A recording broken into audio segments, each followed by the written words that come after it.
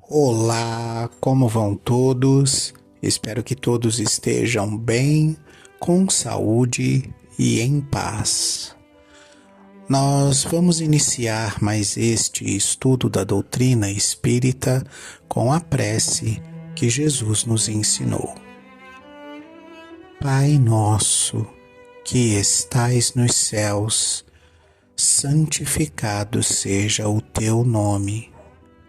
Venha a nós o teu reino, seja feita a tua vontade, na terra como nos céus.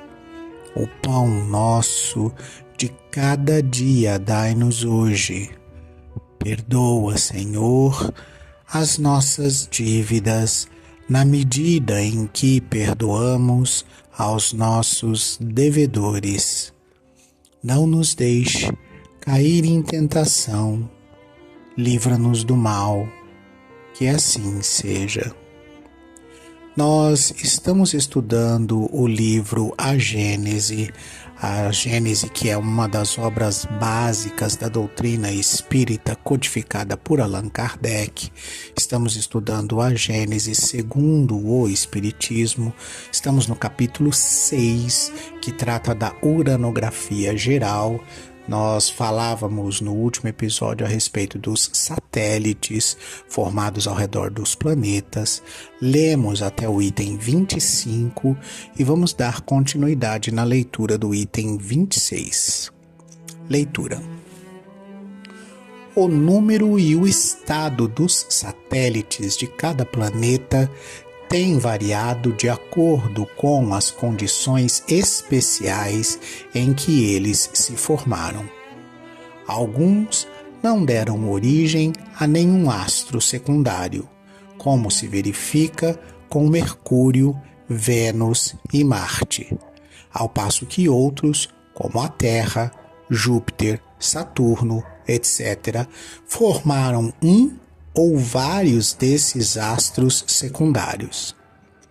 Além de seus satélites ou luas, o planeta Saturno apresenta o fenômeno especial do anel que, visto de longe, parece cercá-lo de uma como a auréola branca. Esse anel é, com efeito, o resultado de uma separação que se operou no equador de Saturno, ainda nos tempos primitivos, do mesmo modo que uma zona equatorial se escapou da Terra para formar o seu satélite. A diferença consiste em que o anel de Saturno se formou em todas as suas partes de moléculas homogêneas, provavelmente já em certo estado de condensação, e pôde, dessa maneira, continuar o seu movimento de rotação no mesmo sentido e em tempo quase igual ao do que anima o planeta. Se um dos pontos desse anel houvesse ficado mais denso do que outro, uma ou muitas aglomerações de substância se teriam subitamente operado, e Saturno contaria muitos satélites a mais. Desde a época da sua formação, esse anel se solidificou do mesmo modo que os outros corpos planetários.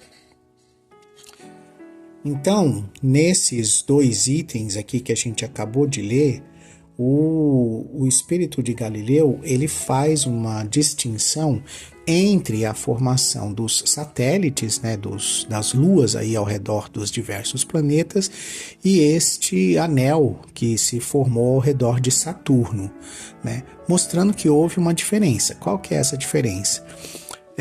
No processo de formação de um satélite, vamos chamar assim, essa poeira ou essa substância que se desprende do planeta, ela fica por um tempo girando ao redor do planeta, e a condensação, ou seja, a aglomeração de uma quantidade maior de matéria faz com que essas partículas e essa substância ao redor do planeta vá girando ao redor desta partícula maior e se aglomerando ao redor dessa partícula maior por lei de gravidade, pelas forças centrífugas e centrípetas a esse movimento associadas, e aí você tem a aglomeração, a condensação, a junção de todas essas partículas no formato de um único satélite, de uma massa única que vai ser o satélite, como no caso da Terra, a Lua.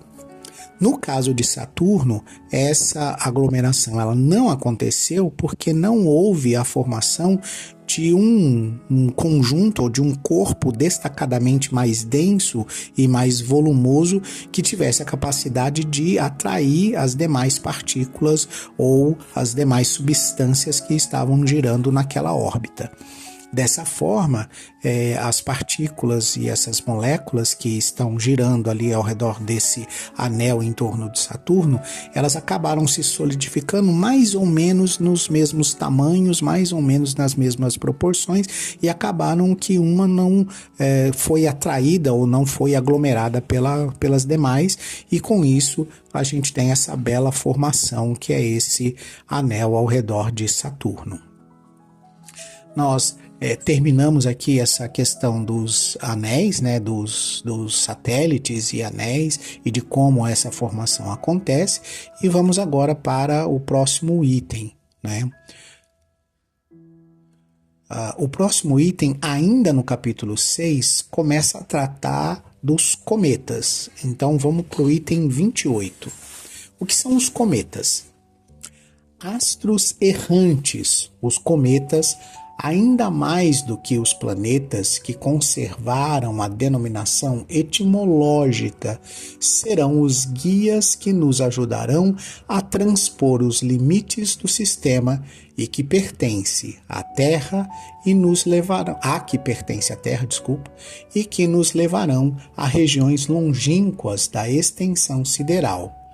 Mas antes de explorarmos os domínios celestes com o auxílio desses viajantes do universo, bom será demos a conhecer, tanto quanto possível, a natureza intrínseca deles e o papel que lhes cabe na economia planetária. Então aqui, veja que a visão do Galileu, ela já é uma visão assim espiritualizada, né? Ele coloca aqui o cometa como se ele fosse um guia para, no futuro, a gente seguindo, vamos dizer assim, essa rota que o cometa segue, essa órbita diferenciada que o cometa segue, a gente possa fazer viagens longas por toda a extensão ou por parte da extensão da galáxia e conseguir, seguindo o cometa, retornar, vamos dizer assim, para a nossa própria órbita, para a nossa própria localização aqui no universo e no sistema solar, né? Então o cometa ele está traçando aqui, da mesma forma que os grandes navegadores se utilizaram das estrelas para se guiar e para fazer esses movimentos ao redor do planeta, né? Nas navegações aí dos séculos XV e XVI, a gente aqui está pensando aqui, né? O Galileu tá nos propondo a ideia de que os cometas teriam esse papel de guia, né? De nos guiar nessas explorações que ainda um dia faremos nos domínios celestes aí no espaço sideral que a gente ainda desconhece. Esperemos nós que estejamos encarnados nesse espaço para fazer esse movimento aí que ele está descrevendo. Sigamos na leitura. Alguns hão visto nesses astros dotados de cabeleira mundos nascentes, a elaborarem no primitivo caos em que se acham as condições de vida e de existência que tocam em partilha as terras habitadas. Outros imaginaram que esses corpos extraordinários eram mundos em estado de destruição e, para muitos, a singular aparência que têm foi motivo de apreciações errôneas acerca da natureza deles. Isso a tal ponto que não houve, inclusive, na astrologia judiciária, quem não os considerasse como pressagiadores de desgraças enviados por desígnios providenciais à terra, espantada e tremente. Então, nesse período aí anterior aí à compreensão do que exatamente são os cometas, a gente fez diversas interpretações do que é que eles eram e de como eram representados, né? E você vê aqui que até mesmo a ideia de que o cometa traria aí um aviso dos céus de que algo de ruim iria acontecer aqui na Terra, que ficava com seus habitantes espantados e tremendo de medo, né? Mas a ciência veio e começa a avaliar melhor esses astros, né? E a colocar os pingos nos is. O que a gente pode dizer a respeito da ciência moderna aí, a respeito do que a nossa ciência material aí fala sobre os cometas, né? Então, primeiro de tudo, a ciência moderna não atribui aí funções aos cometas no sentido de terem uma finalidade para o universo, né? Ao invés disso, a pesquisa atual entende os cometas como corpos celestes que desempenham papéis cruciais aí na compreensão da origem do sistema solar e na evolução da vida na Terra. As principais funções aí científicas, ou as principais características dos cometas são como cápsulas do tempo no sistema solar primitivo, né? Então eles são considerados aí como se fossem vestígios da formação inicial aí dos nossos sistemas solares e de outros sistemas solares na Via Láctea, né? Fala-se aí que os primeiros cometas, né, são restos gelados e rochosos da formação do nosso sistema solar, que eles datam aí ao redor de 4,6 bilhões de anos terrestres, né? A composição do cometa ela continua intocada por terem se formado e permanecido nas regiões mais frias e externas do sistema solar, como a nuvem de Oort e o cinturão de Kuiper, né? Eles preservam uma composição química e física quase original desse período inicial aí da formação do nosso sistema solar. É como se fosse uma janela para o passado, por isso uma cápsula do tempo, né? O estudo da composição desses sistemas e desses cometas dariam para nós pistas sobre as condições e os materiais presentes na nebulosa solar que gerou o nosso sistema solar, né? Então essa nuvem de gás e poeira que deu origem ao Sol e aos planetas como a gente os conhece hoje, né? Possivelmente, uma das características, aqui não há uma certeza absoluta, mas apenas teorias a serem investigadas, né? Possivelmente considera-se aí os cometas como se fossem entregadores ou distribuidores de água pelo sistema, né? Pelos sistemas solares. Não é certo isso ainda, mas acredita-se que os cometas e os asteroides tenham transportado água e outros compostos voláteis para a Terra primitiva, né, contribuindo para a formação dos oceanos. Há controvérsias, mas é assim que a ciência enxerga, né? E eles também são vistos como blocos construtores, né? Alguns cometas aí contêm moléculas orgânicas, blocos de construção de aminoácidos e proteínas, né? Que trariam ou adicionariam, por exemplo, partículas iniciais que depois se multiplicariam em determinados planetas. Não esquecendo, né, que esse os cometas também tiveram um papel importante na Terra, nos seus choques e nas suas encontros com o planeta. Atribui-se aí, não, a gente não pode esquecer, atribui-se aí o desaparecimento dos dinossauros ao choque de um cometa, que também a gente precisa ter alguma parcimônia aí para ter certeza disso, mas é assim que a ciência entrega, né, essa teoria para nós, né? O ser humano hoje, ele faz aí algumas tentativas de descoberta, de exploração espacial nesses cometas, tenta pousar robôs, né, para ver do que é que eles são feitos e esse tipo de coisa, mas ainda os estudos são muito iniciais, a gente ainda não tem amostras para estudo, nem certeza, vamos dizer assim, absoluta das coisas. O que a gente tem são teorias baseadas nas observações que a gente é capaz de fazer, né? Item 30 da Gênese. A lei de variedade se aplica em tão larga escala nos trabalhos da natureza que admira hajam os naturalistas, os astrônomos e os filósofos fabricado tantos sistemas para assimilar os cometas aos astros planetários e para somente verem neles, nos cometas, astros em graus mais ou menos adiantados de desenvolvimento ou de caducidade, caducidade que de ficar caduco, né, de ficar velho. Entretanto, os quadros da natureza deveriam bastar amplamente para afastar o observador da preocupação de perquirir relações inexistentes e deixar aos cometas o papel modesto, porém útil, de astros errantes que servem de exploradores aos impérios solares. Porque os corpos celestes de que tratamos são coisa muito diversa dos corpos planetários. Não têm por destinação, como estes, servir de habitação a humanidades.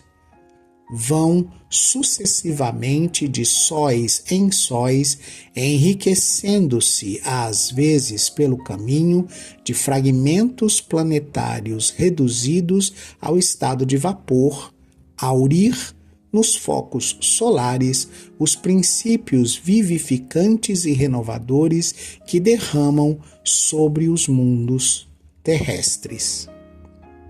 Se quando um desses astros se aproxima do nosso pequenino globo para lhe atravessar a órbita e voltar ao seu apogeu, situado a uma distância incomensurável do Sol, o acompanhássemos pelo pensamento para visitar com ele as províncias siderais, transporíamos a prodigiosa extensão de matéria etérea que separa das estrelas mais próximas o Sol, e observando os movimentos combinados desse astro, que se suporia desgarrado no deserto infinito, ainda aí encontraríamos uma prova eloquente da universalidade das leis da natureza que atuam a distâncias que a mais ativa imaginação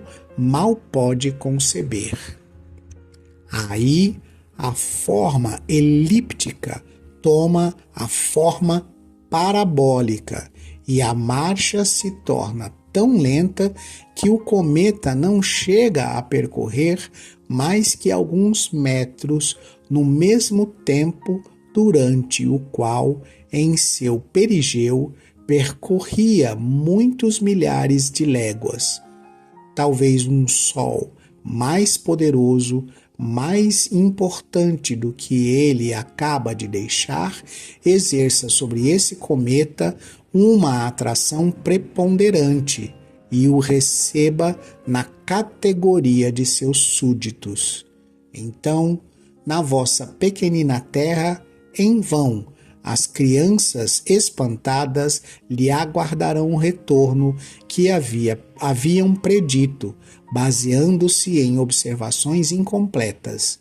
Nesse caso, nós, que pelo pensamento acompanhamos a essas regiões desconhecidas o cometa errante, depararemos com uma nação nova, que os olhares terrenos não podem encontrar, inimaginável para os espíritos que habitam a Terra, inconcebível mesmo para as suas mentes, porquanto ela será teatro de inexploradas maravilhas. Chegamos ao mundo astral, nesse mundo deslumbrante dos vastos sóis que irradiam pelo espaço infinito e que são as flores brilhantes do magnífico jardim da criação. Lá chegados, apenas saberemos o que é a Terra.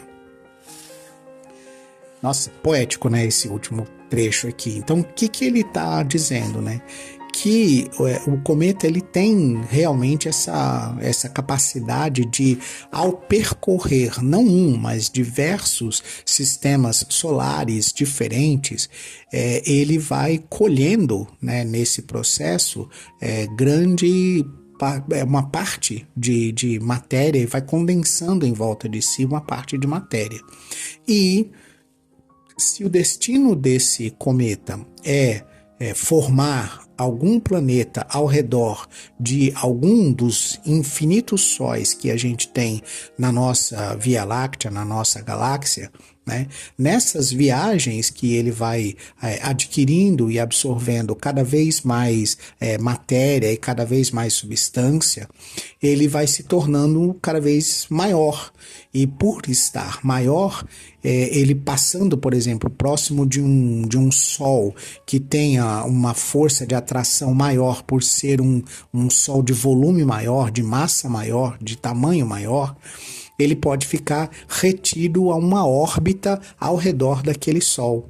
E aí a gente aqui na Terra, que já calculou, né, que ele vai e volta de tantos em tantos anos e que ele passa pelo nosso céu de tantos em tantos anos e que vai ser possível rever o cometa, sei lá, o cometa Halley ou qualquer outro cometa de tantos em tantos tempos, a gente pode se surpreender com a não aparição daquele cometa naquele intervalo de tempo que a gente imaginava que ele retornaria, né?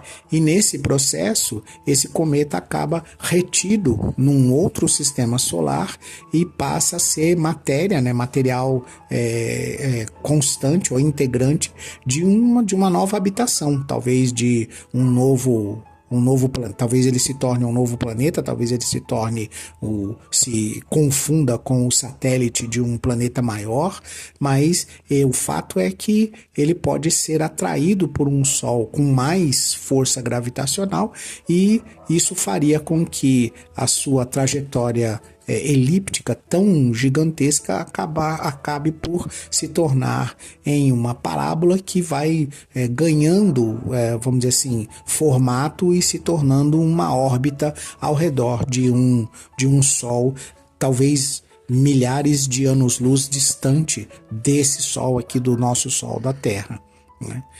A gente não sabe.